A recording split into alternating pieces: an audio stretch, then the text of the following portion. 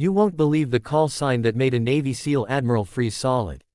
Stick around, because this story reveals a truth so powerful, it healed a family, and by the end, I promise you'll be feeling inspired to conquer your own challenges. So hit that subscribe button and ring the bell, because you don't want to miss the incredible lesson waiting for you in this tale. The late afternoon sun cast long shadows across the manicured lawns of the elementary school's annual spring fling. For Liam, a man whose shoulders seemed to carry a permanent weight, the cheerful chaos of shrieking children and the smell of grilling hot dogs was a world away from the one he'd once known. He held a paper plate with 2 half-eaten cupcakes, his focus entirely on his 7-year-old daughter, Chloe, who was bravely attempting to conquer the rope climb. His world had shrunk to this small, precious circle, him and Chloe. Everything else, the dusty deserts, the crackle of radio static, the weight of a rifle, was a lifetime ago. He was just a single dad now, a carpenter who built bookshelves and treehouses, his most important mission getting his little girl to smile again after the loss of her mother 2 years prior. Their quiet corner of the festival was abruptly brightened by the arrival of a woman whose presence commanded a different kind of attention. She moved with a fluid, athletic grace, her posture ramrod straight even in casual jeans and a leather jacket. This was Rear Admiral Sarah Brennan, a living legend in the special operations community, the Banshee, and she was also, as fate would have it, Chloe's soccer coach. With her was her older brother, a bear of a man with a silver buzz cut and a gaze that missed nothing. Retired Navy SEAL Admiral Jack Reaper Brennan. He was a man who had shaped history from the shadows, and his casual stroll through a school carnival felt like a tiger walking through a petting zoo. Liam, so glad you could make it, Sarah said, her smile warm. This is my brother, Jack. Jack, this is Liam, Chloe's dad. He served, too. Army Rangers. Admiral Brennan's eyes, sharp and assessing, flickered over Liam. He saw the quiet bearing, the watchful eyes, the way Liam positioned himself to see all the exits. He extended a hand, his grip like iron. Rangers. Good men. Hell of a job you all did over there. It was a genuine compliment, but it came with the subtle, unspoken hierarchy of the warrior tribes. What was your call sign? Let me guess, Stitch.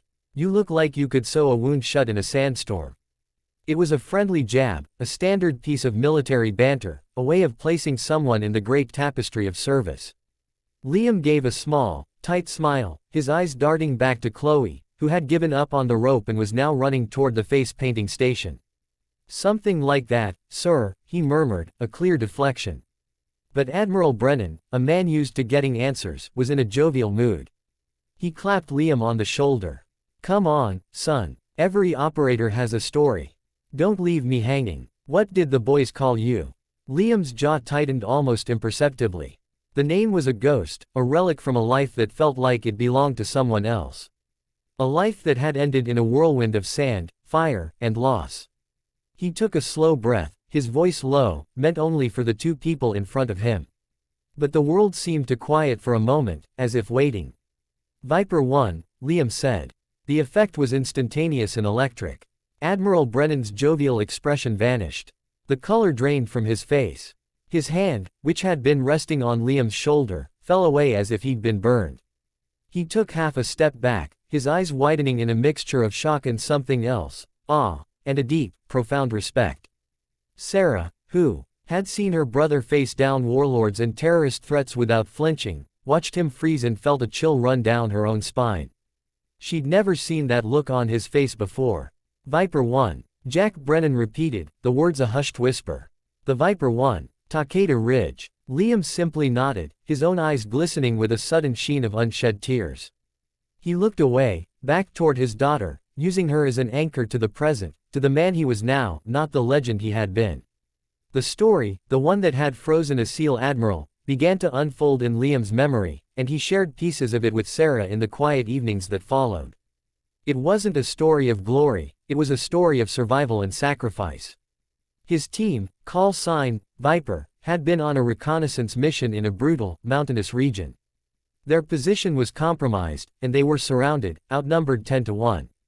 The order came to retreat, but extraction was impossible. Viper 1, Liam, had made a call. He'd volunteered his element to be the anvil, to hold the high ground at Takeda Ridge and draw the enemy's fire, creating a gap for the rest of his team to escape to a secondary extraction point. For 36 hours, they held the ridge. It was a symphony of controlled violence, with Liam as the conductor. His sniper rifle spoke with lethal precision, his commands over the radio calm and absolute. They called in airstrikes so close the shockwaves rattled their teeth. When the ammunition ran low, it was hand-to-hand in the rocky crags. In the end, the rest of the team got out. But Liam's best friend, Mike, the man who was the godfather to a Chloe he'd never met, didn't make it. He died in Liam's arms, just before the rescue birds finally arrived. He came home with a silver star and a soul shattered into a million pieces. The call sign, Viper 1, became a whispered legend in certain circles, a story of unbelievable courage and sacrifice. But for Liam, it was a tombstone. It was the name of the man who lived when his brother died. He left the army, buried the name, and tried to build a quiet life. Then his wife, his rock, his tether to this new, peaceful world, was taken by a swift and cruel illness. The two losses merged into one great ocean of grief, and he was left alone, a single dad drowning in silent pain, just trying to be dad for the little girl who needed him. Admiral Jack Brennan, once he recovered from his shock, didn't offer pity. He offered the one thing a warrior understands, unwavering respect. He became a quiet, steadfast presence.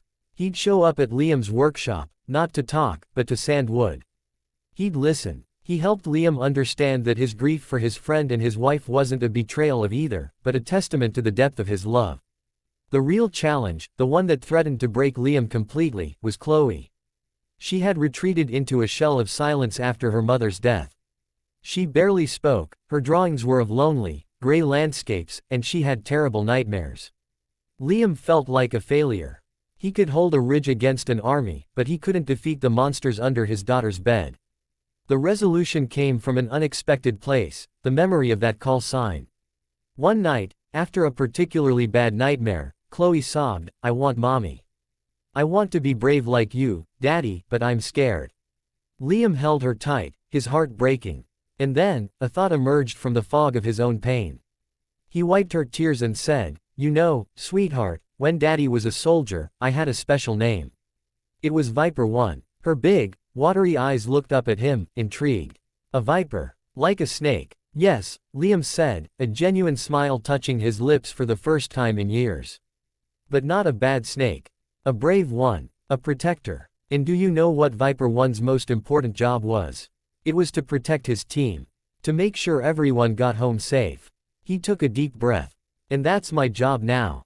My most important mission is you. I am Viper 1, and you are my team. And I will always, always protect you." He began to weave stories. The nightmares weren't monsters, they were enemy combatants. Her blanket was a cloaking device. The nightlight was a signal beacon for the good guys.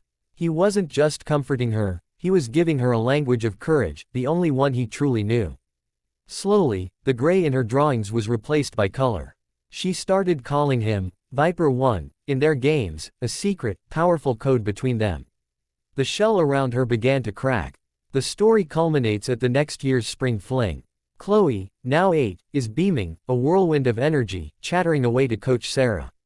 Liam stands nearby, his posture different now. The weight is still there, but it's a weight he carries with strength, not stoicism. Admiral Jack Brennan walks up and stands beside him, both men watching the scene. "You know," Jack says quietly, his voice gravelly with emotion, "they still tell stories about Takeda Ridge. They teach it. It's a lesson in sacrifice, in command. But this," he gestures toward Liam and the laughing Chloe. "This is a greater victory. You saved your team then, Viper 1. And you're saving your team now." Liam looks at his daughter, then at the Admiral, and he nods, his eyes clear. He had spent years running from the man he was, believing that Viper 1 was a story of loss. But he finally understood it was a story of love. The same fierce, protective love that held a ridge was the same love that could heal a little girl's heart. So, why did the call sign, Viper 1, make the SEAL Admiral freeze? It's because he was standing in the presence of a quiet kind of heroism that is far rarer and more powerful than any combat legend. It's the story of a man who fought his way back from the abyss, not for glory, but for love. It's a reminder that our greatest battles aren't always on foreign soil. Sometimes, They are in the quiet of our own homes, and our greatest weapon is a heart that refuses to give up. If this story moved you, if it reminded you that you have a Viper One inside of you too, then do me a favor, hit that like button, share this with someone who needs to hear it, and subscribe for more stories of everyday heroes. Because everyone has a ridge to hold. Stay strong.